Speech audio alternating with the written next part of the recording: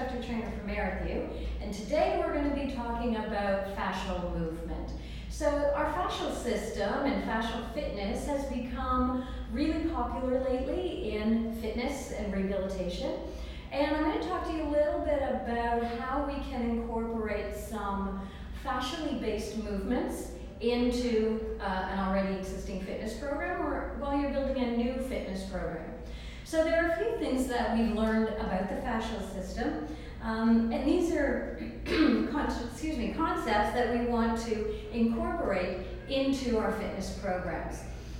In the Merrithew Fascia Movement Foundation course, we've developed some variables, some movement principles that give us some guidelines on how to put these sort of fascial focused movements into a workout.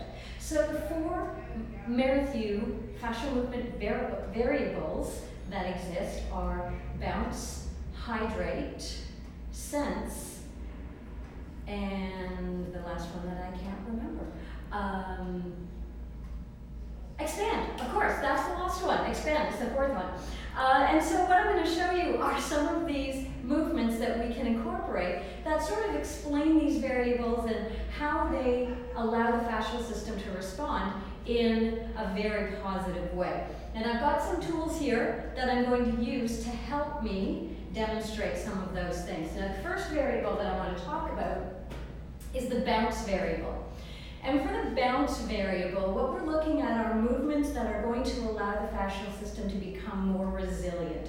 We know that our fascial system likes to be moved around. It allows it to become more hydrated, allows it to glide and slide a little bit easier. So our bouncy movements are going to help do that. And I'm going to use a 12-inch mini stability ball to help me do that. The movement that I'm going to do is called a body bounce. So what I'm going to do with that is I'm going to take my mini stability ball. I'm going to come into a sort of a squat position, and I'm going to place the ball against my knees, and I'm going to allow my torso to flex forward over the ball. My head's going to be relaxed down, and the arms are going to be drooping down towards the floor, and I'm going to create a little bounce through my body. I want to feel the connection to the floor, so I have my whole foot placed on the floor.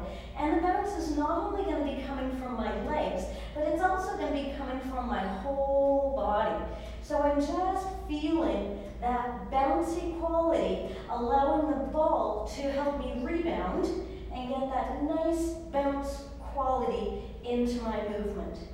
Now, this kind of bouncy movement we can add in various places, whether we're lying down in a supine or prone position, in a standing position like I've done here. We can even do what we call a limb bounce. So I'm going to do an arm bounce here. I've got the ball between my body and my arm, and I'm just feeling that bounce quality as I move the arm around and have it bounce against the ball. So these bouncy movements are going to be really good for our fascial system. The next variable I'm going to talk about is the expand variable. We use the term biotensegrity when we're talking about our fascial system, and it's that idea of creating tensional integrity through the body and how we can stimulate our fascial systems to provide more support. I'm going to use a resistance loop for this one. And what I'm going to do is place my feet on the bottom of the band, and I'm going to take the band and bring it up around the back of my shoulders. So it's just sort of resting across my shoulders, and I'm going to have a sense of expanding myself into the band. I want to have that image of a starfish really stretching out and expanding. So I'm going to start just with a little softness in my knees, and I'm going to start here, and as I breathe in, I'm going to press into the band, reaching my head up to the ceiling, my arms out to the side, getting a little bit more pressure into the floor. And then I'm going to bend the knees and come back down. This exercise is actually called puppet on a string.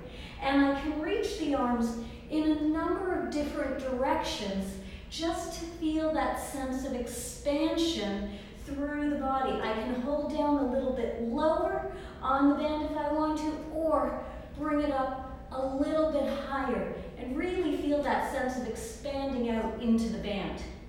So that's our expand variable. The next one we're going to do is the hydrate.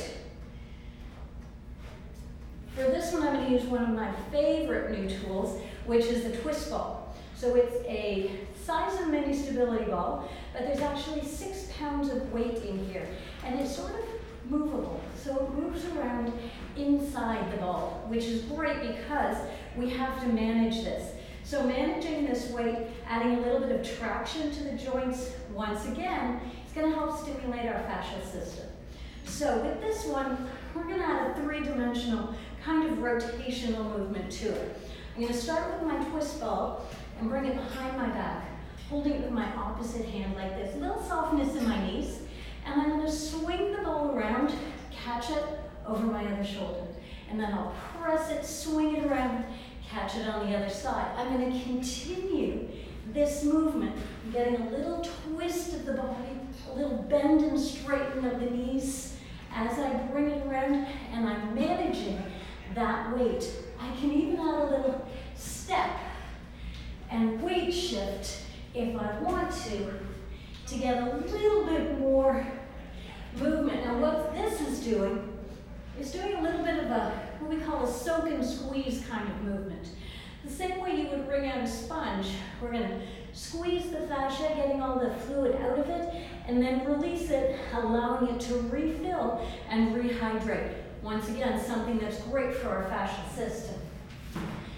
Our last movement variable is going to be sense. And for the sense variable, I'm going to use a ball that's got a little bit of a textured surface.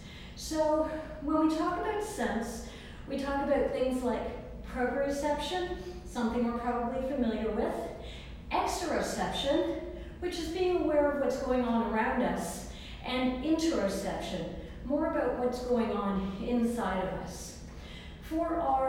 With our spiky ball, we're going to have that proprioceptive kind of feedback, get the sensory awareness. So for this, I'm just going to take it down on the mat, almost like I would with a foam roller, and I'm going to place it underneath my hip, and I'm just going to roll along the ball, and I can feel those little spikes into my system, just the superficial layers of fascia right now. If I was using something that was a little bit harder, a little bit more textured, I'd be able to feel it down into the deeper layers of fascia. It all depends on what we're comfortable with and what works for us or for our individual clients. So there are some examples of our fascial movement variables, some really easy ways that you can incorporate these variables into your workout. I hope you enjoyed it and can find some awesome things to do to stimulate your fascial systems.